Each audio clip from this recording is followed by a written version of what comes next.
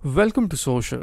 जवान का ट्रेलर कुछ इस तरह का है that it hardly gives away anything of the main story line. Film की कहानी या इसका मेन कॉन्फ्लिक्ट अभी तक रिवील नहीं हुआ है और मेरे ओपिनियन में एक काफी अच्छी स्ट्रैटेजी है। बट अगर आप इसके ट्रेलर को ध्यान से देखो और इसमें दिखाए गए सीन्स और सिचुएशंस को नोटिस करो तो आपको बहुत सारी हिडन डिटेल्स और सब प्लॉट्स समझ आ जाएंगे। मैंने इसके ट्रेलर को देखते हुए कुछ ऐसी 20 डिटेल्स नोटिस की जिसको मैं इस वीडियो में ब्रेक डाउन करूंगा। So I really hope that you are like ready. I know it's bad.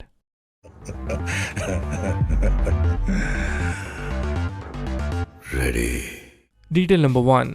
सबसे पहले आपको नोटिस करना चाहिए इसका बिगिनिंग शॉट। यहाँ पे हम एक वॉइस ओवर सुनते हैं जहाँ पे शाहरुख खान का कैरेक्टर कहता है कि एक राजा था और जो बार बार जंग हारता रहता था, भूखा था, प्यासा था, घूमता रहता था जंगलों में और वो राजा बहुत गुस्से में था।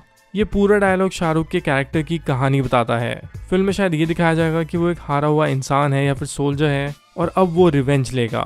इसी जगह से उसकी सारी कॉन्स्पिरेसीज और प्लानिंग शुरू होंगी। Sounds like a proper old school मासी प्लॉट जहाँ पे एक मेन कैरेक्टर हारने के बाद बदला लेता है। नंबर 2। इस शॉट से पता चलता है कि शाहरुख पे एक अटैक होता है और उस अटैक के बाद वो पानी में गिर जाते हैं। अगर आप ध्यान से देखें तो इसमें वो बहुत इंजर्ड हैं और ऐसा लगता है कि उनका फेस भी जल चुका है। एक गांव के लोग उनकी जान बचाते हैं और उनकी रिकवर करने में मदद करते हैं और शायद वहां रहते हुए वो उन गांव वालों की मदद करता है कहीं ना कहीं उन्हें बचाते हुए। शायद ये सीन उसी सिचुएशन में आता है। वैसे मुझे शाहरुख के इस लुक ने ना वो सैम रेमी की एक फिल्म थी डार्क मैन, उसकी याद दिला दी थी। नंबर 3। शाहरुख के इस कैरेक्टर का नाम विक्रम राठौड़ है। You can actually see this name on his uniform. Also एक छोटी सी ट्रिविया और बताऊं तो राउडी राठौड़ में अक्षय कुमार के कैरेक्टर का नाम भी विक्रम सिंह राठौड़ होता है। Number 4। I am really hoping कि इस फिल्म में 2 शाहरुख खान के कैरेक्टर्स हैं और इस कैरेक्टर का नाम आज़ाद है। इसकी यूनिफॉर्म पे आप ध्यान से देखो तो इट्स रिटन वेरी क्लियरली कि इसका नाम आज़ाद है। अगर ये वही प्रेडिक्टेबल सी स्टोरी हुई that this character was born in jail इसीलिए इसका नाम आज़ाद रखा गया, then it will be like just too cliché for me. Number 5। इस शॉट पे अगर आप देखो तो इसमें बहुत से लोग खड़े हुए हैं। मुझे लगा कि ये कोई जेल के बाहर का शॉट है पर जब मैंने इसको क्लोजली नोटिस किया तो ये केमिकल कंपनी का शॉट है। यहाँ आप देख सकते हो कि लिखा हुआ है कि Vizag alkalies and chemicals private limited. So maybe this is a scene related to some chemical company which might be important in the film. Number 6। इस सीन में आप सभी एजेंट्स को एक कंट्रोल रूम में देखते हो। यहाँ पे अगर आप ध्यान से देखो तो एक बहुत बड़ा स्पॉइलर है। अगर आप पीछे के दिखाए गए टीवीज पे फोकस करो, जूम करो लिटरली, तो यहाँ पे ब्रेकिंग न्यूज में लिखा है कि हेल्थ मिनिस्टर का हुआ अपहरण, विक्रम राठौड़ ने की नई डिमांड। दिस एक्चुअली एक्सप्लेन्स कि विक्रम ने हेल्थ मिनिस्टर को किडनैप कर लिया है और अब वो कुछ ऐसी नई डिमांड्स कर रहा है। दैट मीन्स शायद वो पहले और भी डिमांड्स कर चुका है। Number 7। Probably the demand will be to bring out Vijay Sethupathi from the jail क्योंकि ये कैरेक्टर ऐसा लगता है कि अभी भी जेल में है। क्योंकि अगर आप इस शॉट को ध्यान से देखो तो जेल की शैडोज विजय सेतुपति पे पड़ रही हैं और वो व्हाइट कपड़ों में भी है। सो इट रियली फील्स कि वो जेल में बंद है। नंबर 8। इसके अलावा in this shot we see Kali in a funeral.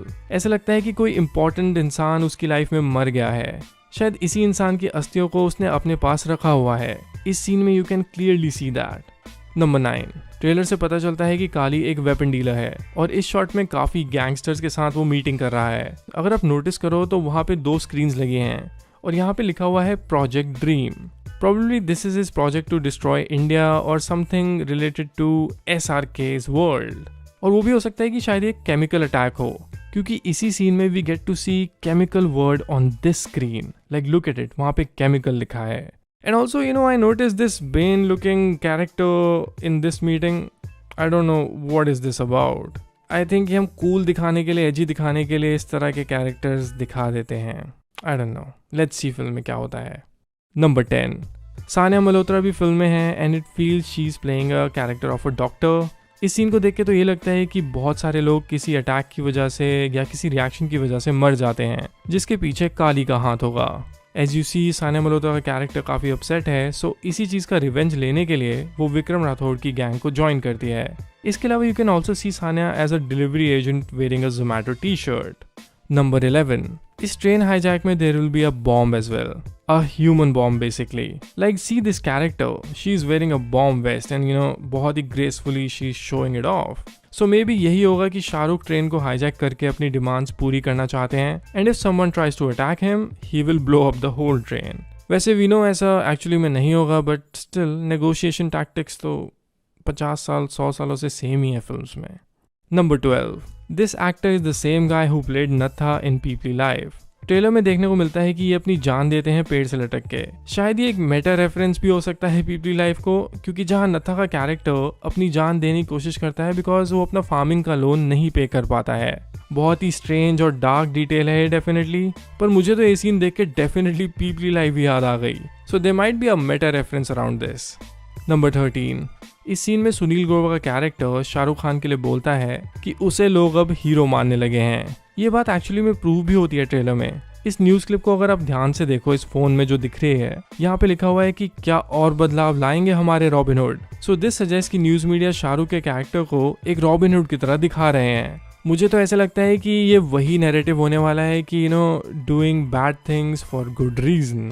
यहाँ पे शाहरुख खान का कैरेक्टर नेगोशिएशंस करके शायद कॉमन लोगों की जिंदगी में कुछ अच्छा करने की कोशिश कर रहा है, इसीलिए उसको रॉबिनहुड बुलाया जा रहा है। नंबर 14, इस सीन में इस टेबल पे पड़ी चीजों को ध्यान से देखना। Here you see lot of miniatures of trucks। इसका मतलब है कि जो ट्रक रॉबरी आगे आपको दिखाई जाती है वो बहुत ही अच्छे से प्री प्लान थी हर स्टेप पे। ये वही सीन होगा जहाँ बाइक्स के थ्रू रॉबरी की जाएगी, और मुझे ऐसा लगता है कि इस रॉबरी में हमें एक न्यू गैंग भी देखने को मिलेगी। जो जवान का प्रीव्यू था ना, उसमें एक गैंग का शॉट भी था। Where you see this biker gang, जहाँ पे एक एजेड सरदार जी शायद इस बाइक गैंग के लीडर हैं। It will be a very interesting scene to see। Number 15, मैंने ट्रेलर में नोटिस किया एक व्हीलचेयर वाले आदमी का कैरेक्टर, जो आप यहाँ पे देख सकते हैं। वो काफी इंपॉर्टेंट होता है मेरे ख्याल से स्टोरी के लिए। इस सीन में उसी को लेके जाया जा रहा है और उन लोगों को बाद में घेर लिया जाता है। जो भी ये कैरेक्टर होगा मेरे ख्याल से वो स्टोरी के लिए बहुत इंपॉर्टेंट है। Number 16, now let's talk about some advertisement placements in the film. SanDisk जो एक स्टोरेज ब्रांड है, उसकी आपको फिल्म में एडवर्टाइजमेंट देखने को मिलती है मेट्रो सीन्स के बैकग्राउंड में। इसके अलावा उन्हीं मेट्रो सीन्स में बॉन्टाइट के बैनर्स भी आपको देखने को मिलते हैं। ये दोनों ब्रांड्स जवान के प्रमोटर्स हैं, सो इसीलिए आप उनके एडवर्टाइजमेंट्स फिल्म में भी देखोगे। मुझे ऐसी एडवर्टाइजमेंट वाली डिटेल्स निकालना भी काफी पसंद है, सो मुझे बहुत इंटरेस्टिंग लगा कि वहाँ पे सैनडिस्क का बैनर प्लेस किया गया है। नंबर 17, नयनतारा और SRK के कैरेक्टर का फेस ऑफ भी इस सीन में डेफिनेटली होगा, but since SRK is wearing a mask और शायद रात का वक्त है तो वो उसे पहचान नहीं पाती है।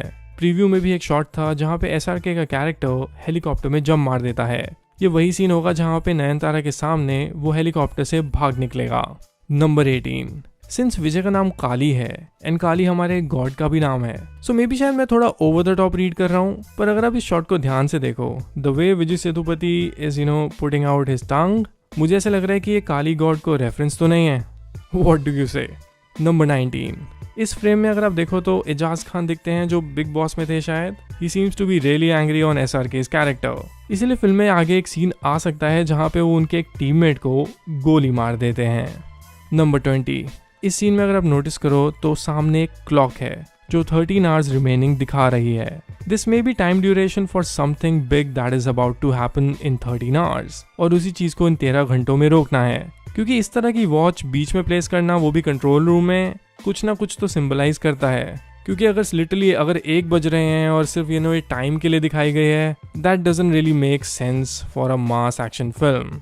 लेट्स सी कि ये प्रेडिक्शन सही भी होती है कि नहीं, बट आई रियली थिंक कि ये वॉच शायद कुछ ना कुछ तो सिग्निफाई करती है। Alright, that's all for this video. अगर आपकी कोई थ्योरीज या प्रेडिक्शंस हो तो वो भी कमेंट करके ज़रूर मुझे बताना। इसके अलावा आपको मेरे ओपिनियंस या ब्रेकडाउन्स अच्छे लगते हैं तो you can follow me on my personal ID on Twitter and Instagram @vishal_cinema, जहाँ पे मैं सिनेमा की रिलेटेड चीज़ें पोस्ट करता रहता हूँ। So if you like my opinion you can follow me there as well.